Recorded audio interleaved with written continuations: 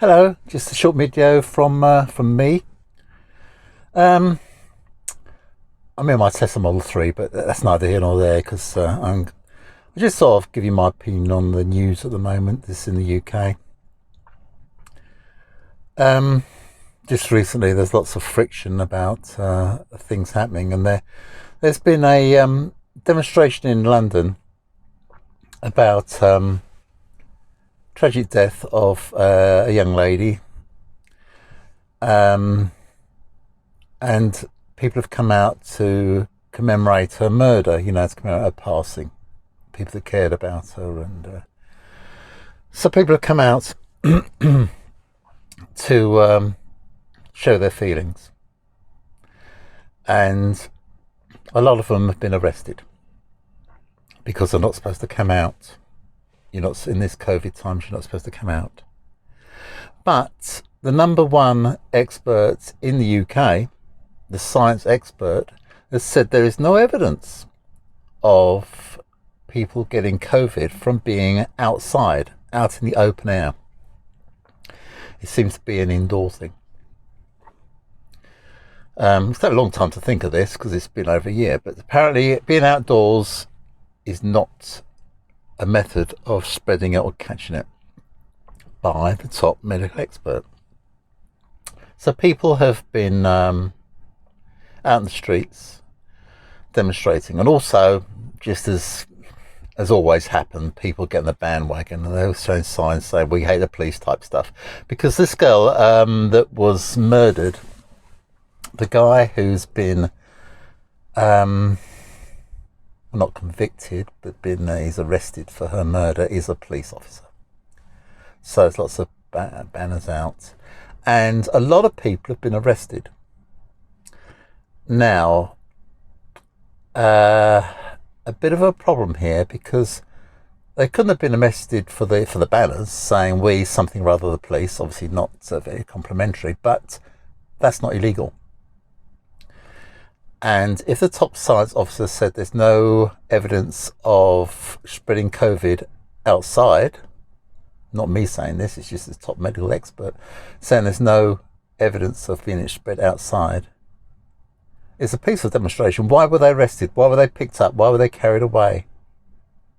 Is it like, I said in one of my previous videos, is it like Piers Morgan says something anti-government, off he goes? And Andrew Neil gets chucked off BBC because he says something anti-government. Out you go. There's a comedy programme which was considered by the government to be not complimentary to the government. That's not being aired. And now there's people in the streets demonstrating about society, about being locked up, about this being turning into a country. I feel this demonstration was turned from being remembering a lovely young lady who was murdered and has been hooked up a bit with freedom of speech. And it seems to me freedom of speech in this country is getting stifled. Now, I'm not 100% in favour of freedom of speech, because freedom of speech, if it incites hatred and violence, you can't have that. You can't have that freedom of speech. You can't have a person in America standing up on his platform with influence, inciting violence, obviously. I mean, if I said something inflammatory, it wouldn't matter. Nobody looks at me. Or Fred down the pub. It doesn't matter. But if you've got a platform, you've got to be careful what you say. You just got to be careful what you say. And there's, the people being pulled through the mud is the royal family at the moment. No, I'm not a royal family wave flagging person, but a lot of people are. And a lot of people love the royal family.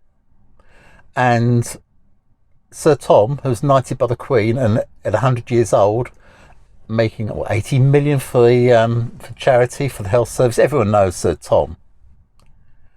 Absolute gentleman. So pleased to be knighted by the Queen. And now the Queen has been, the royal family I mean, they're not all saints, that's a dead cert, but they are being pulled down. But there's millions of people that love the royal family, and they wave their flags, and there's people on the media mocking these people for waving their little reunion jacks when they see the Queen drive past. But they like the Queen. They like the royal family, and it's harmless. So what's the problem? Why should they be mocked? And why should the royal family, who at the moment aren't doing any damage, I mean, in the past they were, but at the moment the royal family aren't doing any damage, and they bring a lot of happiness to millions of people. Why should they be damaged by two people? Why should they be brought down by two people?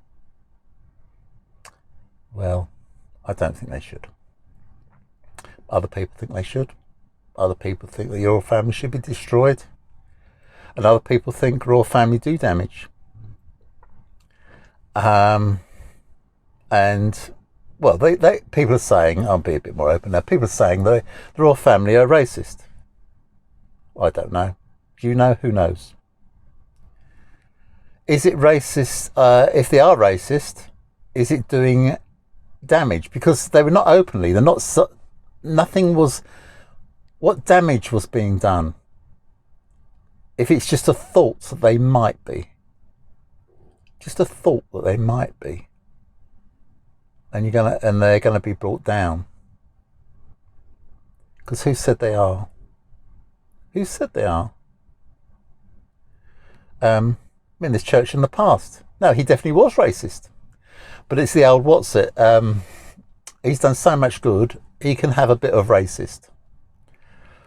Well, that's a difficult one, because it's the old spreadsheet of life. I was talking about a spreadsheet of life. If you do enough good, you can do a certain amount of bad. But the Lord doesn't work that way. So today, Churchill should be locked up. Because that's the way the law works. I go through some people have been arrested for things, not racist things, just things. Rolf Harris, chucked in prison for being, well, people know what he was being. And within the law, quite rightly, he's locked up. And they've ignored the massive amount of good things he did. Bill Cosby in America, locked up for doing not hardly call it pleasant things, but illegal things. But he did helped thousands of people, more than any of us will ever do, thousands of people. But he's locked up because that's the law. But the law overlooks certain people. If you're popular enough, if you're loved enough, Elvis Presley, paedophile. But no. We love Elvis. Charlie Chaplin, paedophile. We love Charlie. Good old Charlie Chaplin, all those years ago. But that's all right. He was popular enough. You can push it. You can, if you're that loved, law doesn't matter. Now, Bill Cosby was loved,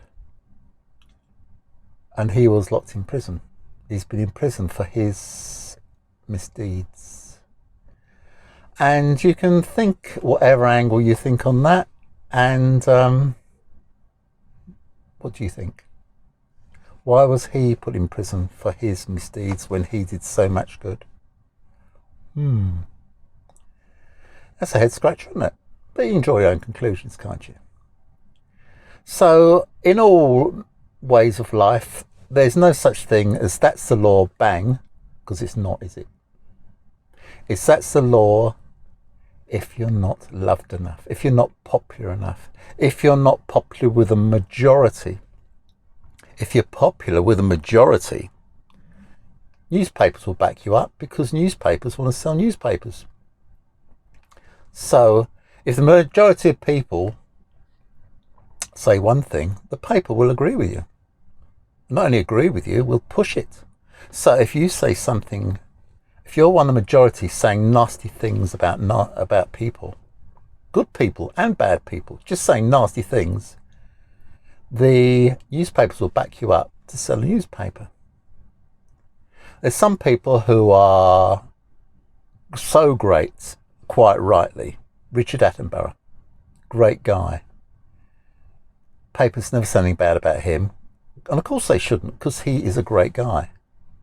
He says things about pollution and the countries and the world should be cleaned up and it's got a safe civilization. And people said, quite right, Mr. Attenborough, because he's a gentleman, a fine, upstanding gentleman, extremely popular. And the paper said, quite right, Mr. Attenborough, you're saying all the right things. Greta Thunberg, along she comes, says what Attenborough is saying. What a silly little girl. What a nasty little girl. How dare she talk to us like that? How dare she say the world is getting polluted? How dare she? How dare she? There you go. That's the way it is. Anyways, that's it for now. I shall go now and see you later on. Bye-bye.